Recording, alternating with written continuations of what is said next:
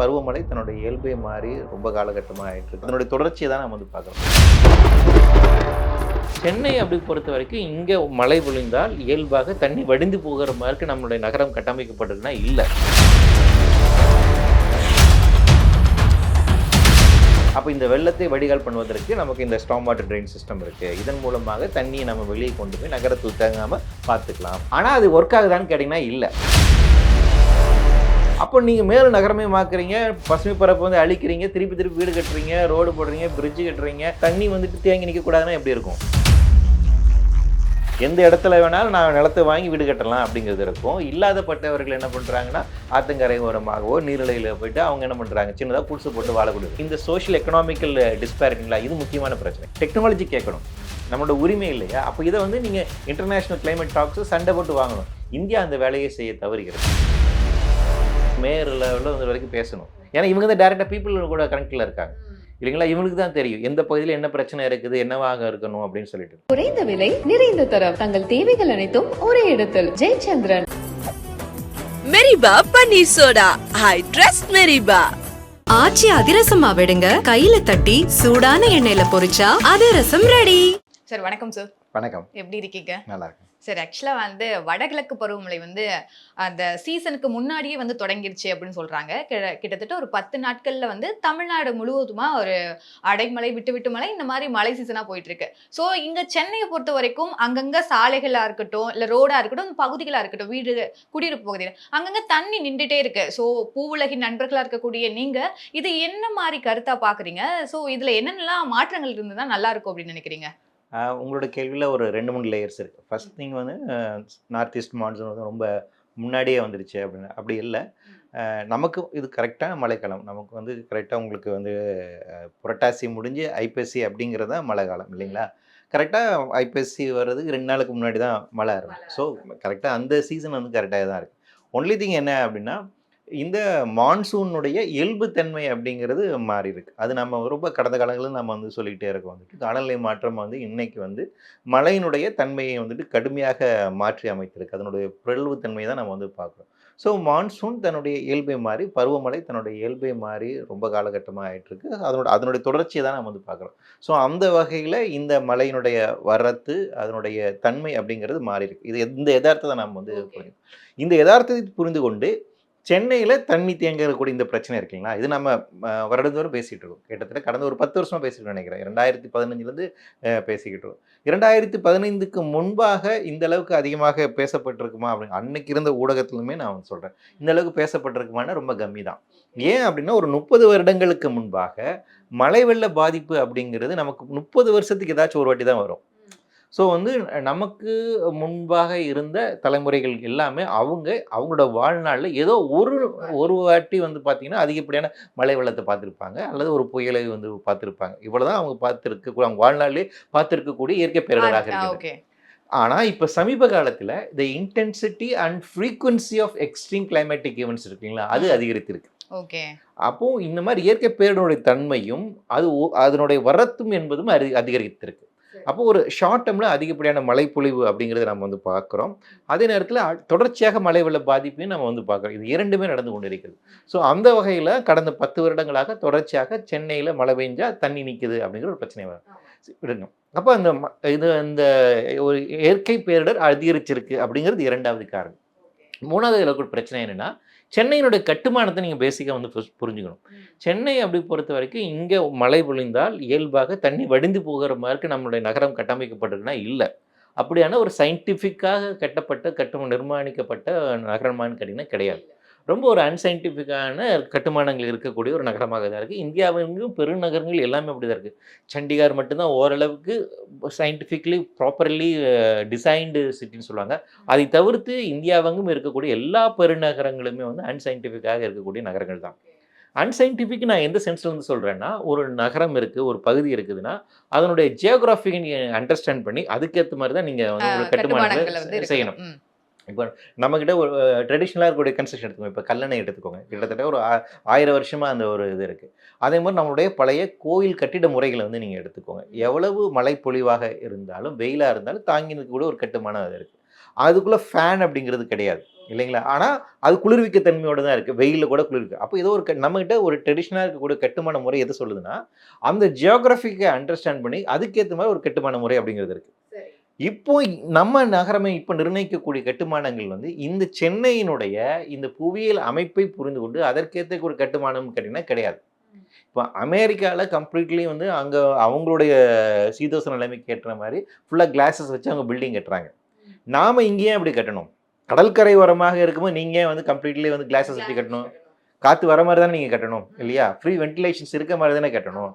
அப்போது நம்ம நகரத்துக்கு ஏற்ற மாதிரி, நம்ம ஜியோகிராஃபிக்கு ஏற்ற மாதிரி, நம்ம கிளைமேட்டிக் கண்டிஷன்ஸ் ஏற்ற மாதிரி நம்மளுடைய கட்டுமானங்கள் இருக்கா கேட்டிங்கன்னா இல்லை. இது இருக்கக்கூடிய பிரச்சனை. அடுத்து நகரத்தினருடைய எந்த ஒரு நகரமாக இருந்தாலும், அது மெசபடோமிய சிவிலைசேஷன் இருந்தாலும், இண்டஸ் வேலி சிவிலைசேஷன் எடுத்துக்கோங்க. நம்மளுடைய முக்கியமான சிவிலைசேஷன் இல்லைங்களா? நம்ம அதனுடைய தொடர்ச்சியை தான் நம்ம பண்ணுறோம். கீழடி நமக்கு அது தொடர்பு இருக்குது அப்படின்னு சொல்லுவோம். நம்மளுடைய ஒரு பாரம்பரிய பெருமையாக நம்ம வந்து பேசுகிறோம். இண்டஸ் வேலி சிவிலைசேஷன் பொறுத்த வரைக்கும் 2 விஷயங்கிறது அது ரொம்ப யூனிக்கான விஷயம். வேறு எந்த அதனுடைய சமகாலத்தில் வேறு எந்த சிவிலைசேஷனும் இல்லாத அளவுக்கு அங்கே நீரியல் மேலாண்மை இருந்துச்சு. ஓகே. நீரியல் மேலாண்மை அப்படின்னு சொல்கிறது என்னென்னா, வீட்டுக்குள்ளே இருந்து கழிவு நீரை எப்படி வெளியேற்றணுங்கிறதுக்கான கெனல் சிஸ்டம் வச்சுருந்தாங்க அவங்க. அதாவது ஒரு நகரம் இருக்குன்னா நகரத்துக்குள்ளே தண்ணி கொண்டு வரணும், அழுக்கு தண்ணி நீங்கள் வெளியேற்றணும். இது 2 ரொம்ப முக்கியமான. அதான் வந்து ஒரு சஸ்டைனாக இருக்கக்கூடிய ஒரு சிட்டியாக இருக்கணும். அப்போது ஒரு நகரத்தினுடைய நகர வடிவமைப்பு என்பது நன்னீர் உங்களுக்கு வரணும். ஏன்னா நீர் தேவை இருக்குது, எல்லாம் தண்ணி கொண்டு போய் கொடுக்கணும். அதே நேரத்தில் இப்போ சென்னையை பொறுத்த வரைக்கும் இது 2மே நமக்கு பிரச்சனையாக இருக்குது. ஓகே. நன்னீரை பைப்பில் கொண்டு போய் சேர்க்கறது நமக்கு வந்து பிரச்சனையாக இருக்குது இல்லையா? கார்பரேஷன் வாட்டரில் கொண்டு போய் சேர்க்கறதுல அது நிறைய கலக்கிறது இல்லை. அதே நேரத்தில் கழிவு நீரை வெளியேற்றுவதில் நமக்கு வந்து பிரச்சனையாக இருக்குது. ஸோ நம்மளுடைய ட்ரைனேஜ் சிஸ்டம் அப்படிங்கிறது இருக்குங்களா, நம்மளோட ட்ரைனேஜ் அண்ட் வாட்டர் சப்ளை சிஸ்டம்ங்கிறது பிரிட்டிஷ் பீரியட்லேயே உருவாக்கப்பட்டதா. நம்மளுடைய ட்ரைனேஜ் சிஸ்டம் அப்படிங்கிறது வந்து பார்த்திங்கன்னா இந்த கழிவுகளை வெளியேற்றுவதற்காக அமைக்கப்பட்டது. ஆங்கிலேயர் காலகட்டத்தில் அமைக்கப்பட்டது, குறிப்பாக 1920s அமைக்கப்பட்டது. மெட்ராஸ் பிளானிங் ஆக்ட்னு அப்போ தான் முதல்ல கொண்டு வராங்க. அதன் அடிப்படையில் அதெல்லாம் நிர்ணயிக்கப்படுது. அதுக்கு பின்பாக உங்களுக்கு 1950 ஆக்ட் வருது. அதுக்கப்புறம் 1970 town and country planning act, அதுக்கப்புறம் மாஸ்டர் பிளான் வராங்க. இதெல்லாம் கொஞ்சம் கொஞ்சமாக மேம்படுத்திட்டே வராங்க. ஆனால் இன்னைக்கு இவை போதாது என்கின்ற வகையில் தான் வெள்ளத்துக்கு வடிகால் பண்ணுவதற்காக, மழை வெள்ளத்தை வடிகால் பண்ணணும், அது வெளியே கொண்டு போகணுங்கிறத தான் ஸ்டார்ம் வாட்டர் ட்ரெயின்ங்கிற தனி சிஸ்டம் எவால்வ் பண்ணுறீங்க. இது கடந்த ஒரு 10 வருடங்களாக கொண்டு வரப்பட்ட ஒரு விஷயம். இன்றைக்கி தான் இதுதான் நமக்கு ஒரு கப்பல் ஒரே மெத்தடாலஜின்னு சொல்கிறாங்க. அப்போ இந்த வெள்ளத்தை வடிகால் பண்ணுவதற்கு நமக்கு இந்த ஸ்டார்ம் வாட்டர் ட்ரெயின் சிஸ்டம் இருக்குது. இதன் மூலமாக தண்ணியை நம்ம வெளியே கொண்டு போய் நகரத்தில் தேங்காமல் பார்த்துக்கலாம் அப்படிங்கிறத இதுதான் ஒரே தீர்வாக வைக்கப்பட்டுள்ளது. அதாவது தீர்வாக சொல்கிறாங்க. ஆனால் அது ஒர்க் ஆகுதான்னு கேட்டிங்கன்னா இல்லை. அதனோட ஃபெயிலியர் தான் நம்ம வந்து இப்போ பார்க்குறோம். நீ இன்னொரு விஷயம் இதில் புரிஞ்சுக்கணும். இந்த ஸ்டார்ம் வாட்டர் ட்ரெயின் பொறுத்த வரைக்கும் ஒரு இடத்துல தண்ணி ஆரம்பிச்சா தண்ணி இயல்பாக ஓடிடும் இல்லையா? அப்படி ஓடிடுமான்னு கேட்டிங்கன்னா கிடையாது. ஏன் அப்படின்னா நகரம் அப்படிங்கிறது ரொம்ப ஜிக்ஸாக்காக இருக்குங்க. அது இப்படி மேலும் கீழுமா இருக்குது, ஒரு இடத்துல பள்ளமாக இருக்குது. அப்போ கிட்டத்தட்ட 109 இடத்துல பம்பிங் ஸ்டேஷன் வச்சுருக்காங்க. அப்போ தண்ணி லோ எலிவேஷனில் இருக்கிறது அங்கே பம்ப் பண்ணி நீங்கள் ஹை எலிவேட் கொண்டு போயிட்டு அது வெளியேற்றணும். இதுதான் நகரத்தில் கூடிய அடுத்த சிக்கல். அப்போ இதுதான் நமக்கான ஒரே மெத்தடாலஜியாக வச்சுருக்கும் போது இந்த வைத்து கொண்டு சென்னையில் நீங்கள் மழை வெள்ளத்தை தடுத்து விட முடியும், தேங்காமல் பார்த்து விட முடியாது. ஏன்னா அது போதாமல் இருக்குது. எது உங்களுக்கு நிரந்தர தீர்வை தரும் அப்படின்னா, சென்னைக்காக இருக்கக்கூடிய யூனிக்கான கெனல் சிஸ்டம் இருக்குங்களா, நீரை கொண்டு சேர்ப்பதற்கான, நீர்நிலைகளுக்கு கொண்டு சேர்ப்பதற்கான ஒரு கெனல் சிஸ்டம் இல்லை, அதை நம்ம டிஸ்ட்ராய் பண்ணுறோம். அந்த முறை தான் நமக்கு வந்து கை கொடுக்கும். அப்போ எந்த அளவுக்கு நீங்கள் நிலத்தடி நீருக்கு கொண்டு போய் சேர்க்குற வேலைகளை செய்யுங்களோ, அதே மாதிரி இந்த நீர்நிலைகளை கொண்டு போய் சேர்ப்பது, நீர்நிலைகளை வந்து நம்ம பராமரிப்பு, அந்த கனெக்ஷனை ஒரு மீட்டெடுக்கம் செய்வதன் மூலமாக மட்டும்தான் சென்னைக்கான ஒரு என்ன சொல்கிறது நிரந்தரமாக இந்த மழை வெள்ள பாதிப்பு தீர்வு கிடைக்கும் இல்லையா. அதை தாண்டி இந்த சிஸ்டத்து மூலமாக உங்களுக்கு தீர்வு கிடைக்காது. இந்த பாதிப்பு இருக்க தான் செய்யும். ஓகே. இப்போ மழைக்காலங்கள் இது நீங்கள் சொல்கிறது வரைக்கும் ஓகே சார். இப்போ நம்ம அடுத்தடுத்து மக்கள் வந்து அதிகமாக பாதிக்கப்பட்டுட்டே இருக்காங்க. இப்போ ஒவ்வொரு முறையும் வந்து இப்போ கடந்த 10 வருடங்களில் வந்து சென்னையில் தண்ணி நிற்குதுன்னு நீங்களே சொல்கிறீங்க. ஸோ இதெல்லாம் ஏன் மாற்றி இன்னும் அமையலை, இல்லை அமைக்கிறதுக்கான முயற்சிகள் எதுவுமே நம்ம பின்பற்றலையா? ஆமாம், அமைக்கிறதுக்கான முயற்சி நம்ம எடுக்கவே இல்லை. ஏன் கவர்மெண்ட் 10 இயர்ஸ் கிட்ட என்னும்போது ஒவ்வொரு ஆட்சி மாற்றமும் இருக்கு இல்லையா? ஒவ்வொரு ஆட்சி மாற்றம் நடந்தாலும் எல்லோருக்கும் இங்கே வந்துட்டு வீடு வேணும் அப்படிங்கிறது தான் இருக்குது. ஓகே.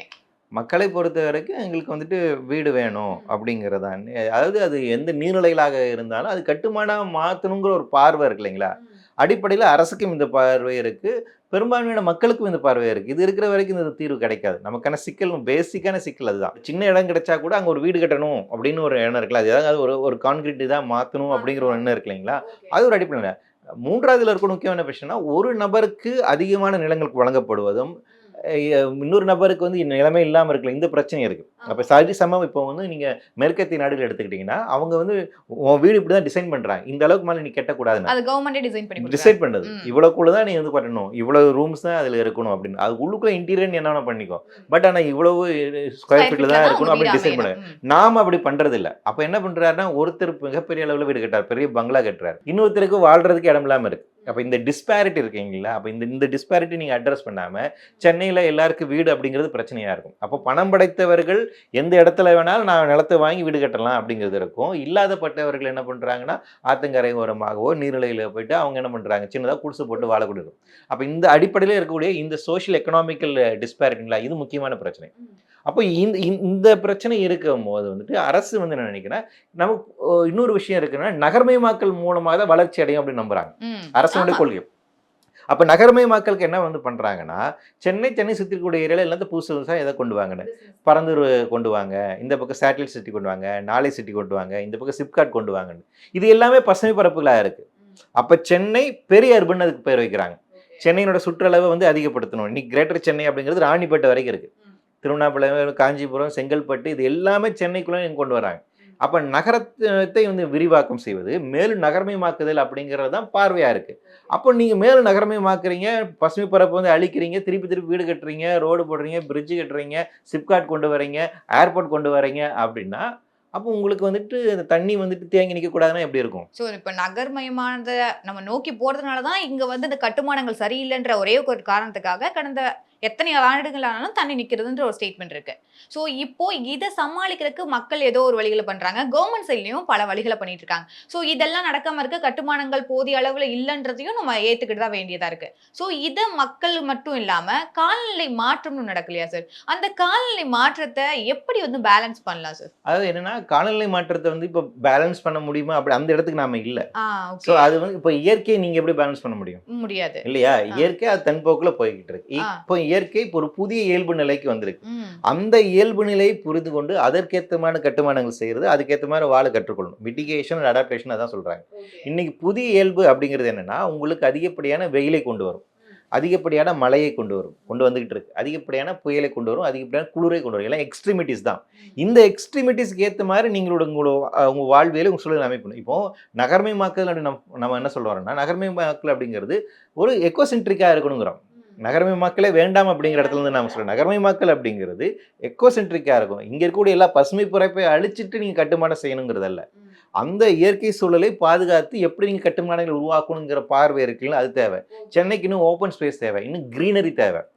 அப்போ அதை உள்ளடக்கப்பட்ட ஒரு விஷயமா இருக்கு. அப்போ இந்த நேச்சுரல் பேஸ்ட் சொல்யூஷன் அப்படின்னு நம்ம சொல்றாங்க. இது ஐக்கிய நாடுகளும் சொல்றாங்க. அப்போ இந்த இயற்கையை மையமாக வைத்திருக்கக்கூடிய செயல்பாடுகள், உற்பத்தி முறை, கட்டுமானம் அப்படிங்கிறத நம்மளை பார்க்கணும். அப்போ அந்த பார்வை வேணும்.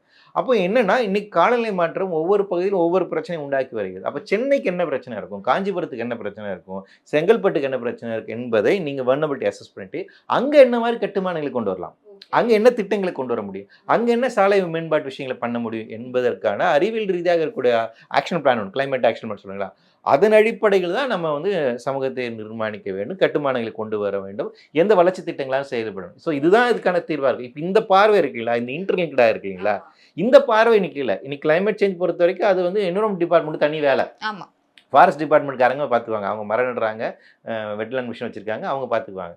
இந்த பக்கம் நம்மளோட ஹவுசிங் போர்டாக இருக்கட்டும், இண்டஸ்ட்ரியல் டிபார்ட்மெண்ட்லாம் என்ன பண்ணுறாங்க, எங்ககிட்ட நிலம் இருக்குப்பாங்க, அதில் என்ன வேணும் வீடு கட்டுக்கோங்க, அதில் இண்டஸ்ட்ரி கட்டுக்கோன்னு அறிவிக்கிறாங்க. இதுக்கு சம்மந்தமே இல்லாமல் நடந்துட்டு இப்படி தனித்தனியாக செயல்பட்டு இருக்கும் போது அப்போ பிரச்சனை உங்களுக்கு இன்னும் அதிகரிக்க தானே செய்யும். ஓகே, ஒருவேளை 2 பேரும் சேர்ந்து பயணிக்கிற பட்சத்தில் பிரச்சனைகள் எதுவும் இல்லாமல் நார்மலாக இருக்கக்கூடிய டைமாக கூட இருக்கலாம், இல்லை நார்மலாக இருக்கக்கூடிய சென்னை வாசிகளை வந்து பொழைச்சி கொடுக்கக்கூடிய இடமா கூட இருக்கலாம். இப்போ வெயில் காலங்களாக இருக்கட்டும், அது எப்படி மக்கள் சமாளிச்சிட்டாங்க. ஆனால் மழைக்காலங்கள்னும் போது தமிழ்நாடு அரசும் சரி, மற்ற கவர்மெண்ட்டும் சரி, அந்த முன்னறிவிப்புகள், முன்னெச்சரிக்கை நடவடிக்கைலாம் எடுத்துகிட்டே இருக்காங்கல்ல. இதை மாற்றம் பண்ணுறதுக்கான பூவுலகின் நண்பர்களாக இருக்கக்கூடிய நீங்கள் உங்ககிட்ட சைட்லேருந்து எதனா ஆலோசனைகள் இருக்கா கவர்மெண்ட்டுக்கு?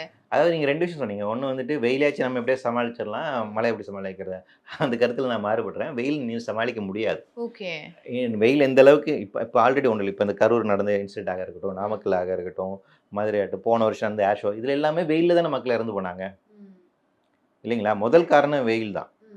நீங்கள் வந்துட்டு கூட்ட நெரிசல் அப்படிங்கிறது 2ஆம் காரணம் தான். முதலாக இறந்து போவதற்கு அதிகமான காரணம் மயக்கம் மட்டும் விழுகிறாங்க. விழுக்குறாங்க, வெயிலோட தாக்கம் அதிகமா ஏன்னா கண்டினியூஸாக வந்துட்டு ஒரு 3 to 4 hours வந்துட்டு அவங்க வெயில நிற்கிறாங்க.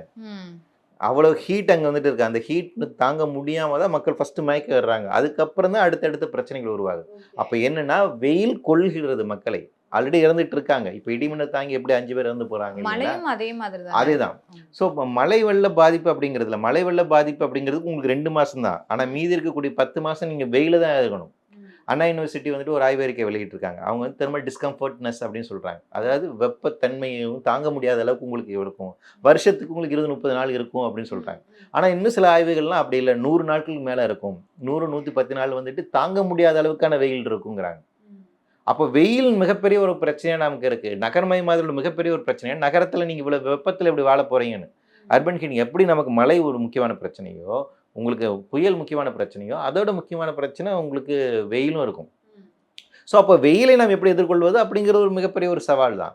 அதே போல தான் மழையை நம்ம எதிர்கொள்வது அப்படிங்கிறது. அப்போ இதெல்லாம் தனித்து நீங்கள் வந்து பார்க்க முடியாது. பேசிக்காக எப்படி புரிஞ்சுக்கலாம், குளோபல் வார்மிங் ஆஸ்பெக்ட்லேருந்து புரிஞ்சுக்கணும். பூமி சூடாகி கொண்டிருக்கிறது, இந்தியா சூடாகி கொண்டிருக்கிறது, தமிழ்நாடு சூடாகி கொண்டிருக்கிறது, சென்னை சூடாகி கொண்டிருக்கிறது. அப்படி சூடாகுவதன் காரணமாக இங்கே இருக்கக்கூடிய லோக்கலைஸ்ட் ஆகிற கிளைமேட்டிக் கண்டிஷன் என்னவா மாறப்போகுது.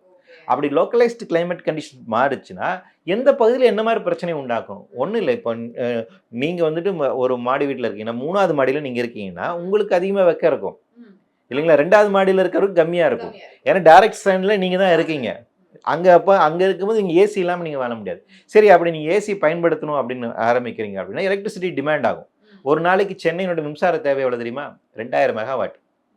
ஒரு நாளைக்கு ஒட்டுமொத்த தமிழ்நாட்டோட மின்சார தேவை எவ்வளோ தெரியுமா? 21,000 மெகாவாட்.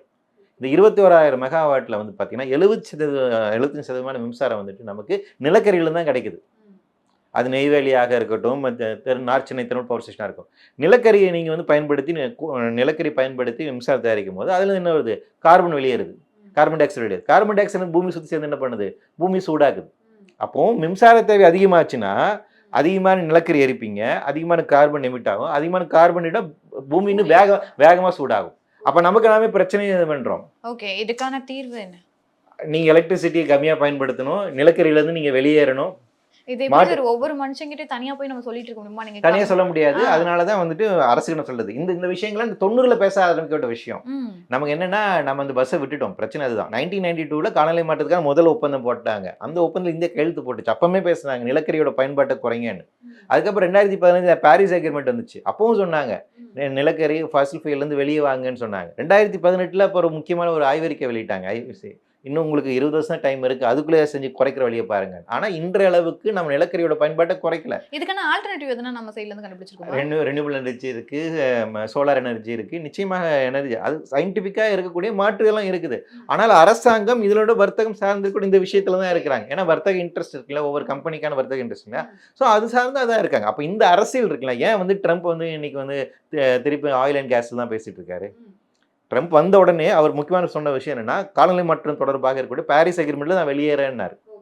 வெளியேறிட்டு ட்ரில் பேபி ட்ரில் புதுசாக நாங்கள் எண்ணெய் கிணறு உருவாக்குவோம் அப்படின்னு அவர் சொன்னார். ஏன்? ஆயில் அண்ட் கேஸ் இண்டஸ்ட்ரி லாபிக்கு வந்து அவருக்கு அந்த சப்போர்ட் தேவைப்படுது, அந்த பிஸ்னஸ் அவருக்கு வந்து தேவைப்படுது. அதனால என்ன சொல்றாரு அவர்? குளோபல் வார்மிங் நடக்கல பாருங்களா, இங்கே வந்து பனி தானே பெய்யுதுன்னா குளோபல் வார்மிங் நடக்குதுங்கிறாரு. அமெரிக்கானுடைய பிரசிடென்ட்டே வந்து அப்படி பேசுறாரு. அப்போ வந்து நினச்சி பாருங்க. அப்போ இங்கே வந்து என்னன்னா, மக்களை பாதுகாக்க வேண்டும், உயிர்களை பாதுகாக்க வேண்டும், பூமியை பாதுகாக்க வேண்டும் என்பதை தாண்டி இந்த மாதிரி தலைவர்களுக்கு, அரசியல்வாதிகளுக்கு என்ன முக்கியமாக இருக்குதுன்னு வந்து பார்த்தீங்கன்னா, வர்த்தகம் அப்படிங்கிறது முக்கியமாக இருக்கு. அப்போ அந்த வர்த்தக இன்ட்ரெஸ்ட் சார்ந்து அவங்க எதுவும் செயல்படாமல் இருக்கிறாங்க. அவங்க இன்னும் சொல்லப்போனால் பூமிக்கு ஆபத்தை விளைவித்து கொண்டு இருக்கிறார்கள். அப்போ அதனால தான் மக்கள் அதுக்கு எதிராக கேள்வி கேட்குறாங்க. ஒரு மூவ்மெண்ட் அப்படிங்கிறது இருக்கு. இந்தியாவிலும் அதான் நடந்துகிட்டு இருக்கு. அப்போ இந்தியாவில் இருக்கக்கூடிய சுற்றுச்சூழல் பாதுகாப்பு சட்டங்கள் எல்லாம் கடந்த ஒரு 10 வருஷத்துக்கு நீத்து போக செஞ்சுட்டே வராங்க. அது காலி செஞ்சுட்டு வராங்க. ஒரு பக்கத்தில் காலநிலை மாற்றத்துக்கு நாங்கள் சோலாரை கொண்டு வராங்கிறாங்க. சோலாரை வந்து அதானிட்ட வந்து கொடுக்குறாங்க. அதானி வந்து உற்பத்தி பண்ணி கொடுப்பாரு அப்படின்னு. இன்னொரு பக்கத்தில் நிலக்கரியோட பயன்பாட்டை வந்து அதிகரிக்கிறாங்க இல்லைங்களா? அப்போது இந்த அரசியல் இருக்குங்களா, பிரச்சனை அதுதான். அப்போ என்னன்னா, இந்த சந்தை பொருளாதாரம் சார்ந்திருக்கக்கூடிய இந்த அரசியல், இந்த உற்பத்தி முறை என்பது பூமியை ஆபத்தில் கொண்டு போய் தள்ளி இருக்கிறது.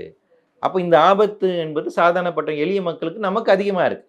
நீங்கள் கேட்ட மாதிரி மழை வெள்ள பாதிப்பு வந்து வேளச்சல்ல இருக்கிறவங்களுக்கு அவங்களுக்கு என்ன பிரச்சனை? காரை எப்படி காப்பாற்றுங்கிறது தான். அதே புறநகர் பகுதியில் இருக்கட்டும், வட சென்னையில் இருக்கிறவங்களுக்கு என்ன பிரச்சனை? வீட்டுக்குள்ளே தண்ணி வந்துடும். அவங்க சேமிச்சு வச்ச பொருள் எல்லாம் போயிடும், அவங்களுக்கு அன்றாட வாழ்வியல் எல்லாமே வந்து போயிடும், வருஷம் ஃபுல்லாக சேமிச்சு சேவிங்ஸ் வந்துட்டு போயிடும். அதுதான் அவங்களுக்கு பிரச்சனை. அப்போ 2 பேருக்கு வேறு எதுவான பிரச்சனை இருக்கு இல்லைங்களா? காலநிலை மாற்றம் ஒரே பிரச்சனை, ஒரே மாதிரி பாதிப்பை கொண்டு வரது இல்லையா? அப்போ இந்த இருக்கு இல்லையா? அப்போ என்னென்னா அரசாங்கத்தினுடைய இல்லை இந்த மாதிரி பொலிட்டிஷியன்ஸுடைய அவங்க வர்த்தகம் சார்ந்து இருக்கக்கூடிய இன்ட்ரெஸ்ட்டில் அவங்க செய்யக்கூடிய தவறான நடவடிக்கைகள் என்பது இங்கே சாதாரண ஏழை மக்களை வந்துட்டு பாதிக்கக்கூடிய இடத்துல இருக்குது. அப்போ இந்த டிஸ்பாரிட்டியை புரிஞ்சுக்கணும். ஸோ அதனால தான் நம்ம வந்து கிளைமேட்டிக் ஜஸ்டிஸ் அப்படின்னு வந்து நம்ம வந்து பேசிகிட்டு இருக்கோம். இப்போ நமக்கு இதெல்லாம் ஒரு பக்கம் இருக்கும்போது கூட காலைல மேயர் பிரியா அவர்கள் ஒரு ப்ரெஸ் மீட் கொடுக்குறாங்க.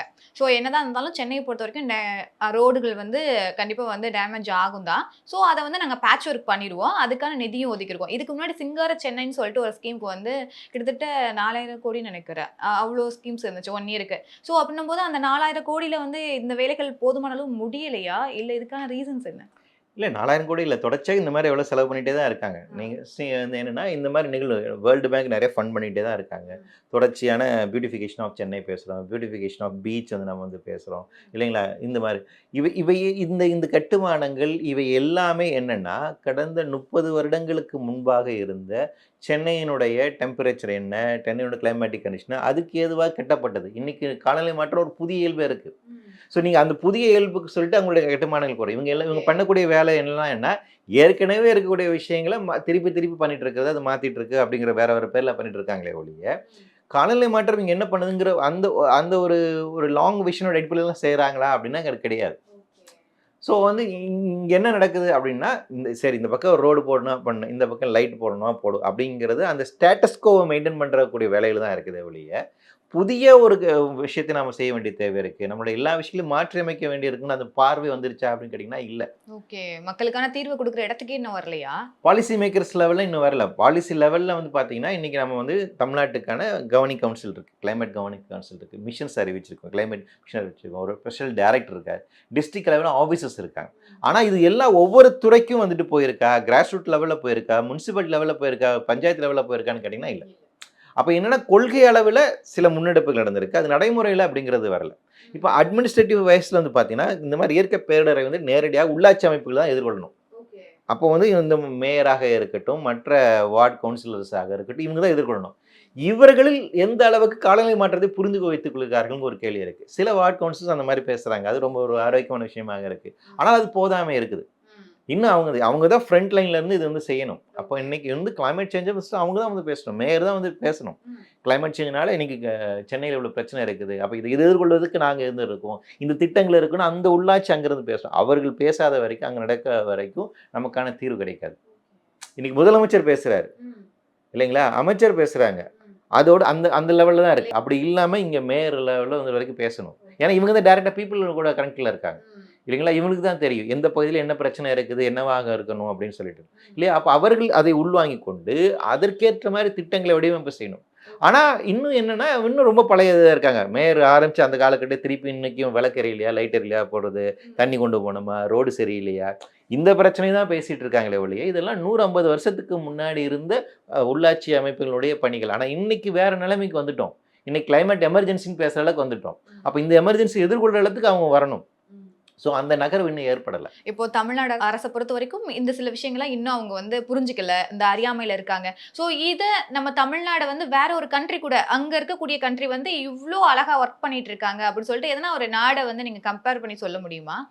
ஐரோப்பிய நாடுகள் செஞ்சுருக்காங்க. ஐரோப்பிய நாடுகள் தான் காலநிலை மாற்றத்தை எதிர்கொள்வதற்கான சிறப்பாக நிறைய செயல்பாடுகள் செஞ்சுருக்காங்க. என்ன சொல்லப்போனால் அவங்க வச்சிருக்க டார்கெட் இருக்கு இல்லையா, 2050 நெட் கார்பன் 0 அளவுக்கு வந்துடுவோம், ரினியூபிள் எனர்ஜி நோக்கி போகிறோம். கம்ப்ளீட்டாக அவங்க தெர்மல்லேருந்து வெளியே போயிட்டாங்க. நிறைய ஐரோப்பிய நாடுகள் வந்துட்டு எல்லா தெர்மல் பவர் பிளான்ட்ஸையும் வந்து ஷட் டவுன் பண்ணிட்டாங்க, ரினியூபிள் எனர்ஜிஸ் நோக்கி வந்துட்டு இருக்காங்க. ஸோ ஐரோப்பிய நாடுகள் ரொம்ப இன்னும் அதை தாண்டி ஐரோப்பியில் இறக்குமதி செய்யக்கூடிய ஒவ்வொரு பொருளுக்கும் கார்பன் டேக்ஸ் போடுன்னு சொல்லிட்டாங்க. அவங்க 2026 நினைக்கிறேன், இன்னும் ஒரு 2-3 வருஷம் கழிச்சு பார்த்தீங்கன்னா அவங்க இம்போர்ட் பண்ணக்கூடிய, இப்போ இந்தியாவிலேருந்து நீங்கள் இங்கே நாம் வந்து ஸ்டீல் அவங்களுக்கு ஏற்றுமதி பண்ணுறோன்னா அந்த ஸ்டீல் உற்பத்தி செய்வதற்கு எந்த அளவுக்கு கார்பன் எமிட் ஆகிருக்கோ அந்த அளவுக்கு அவங்க டேக்ஸ் கட்டணும் அப்படி சொல்லியிருக்காங்க. ஸோ ஐரோப்பிய யூனியன் இன்றைக்கி அந்த அளவுக்கு ஸ்டெப்ஸ் எடுக்கிறாங்க, போயிட்டு இருக்காங்க.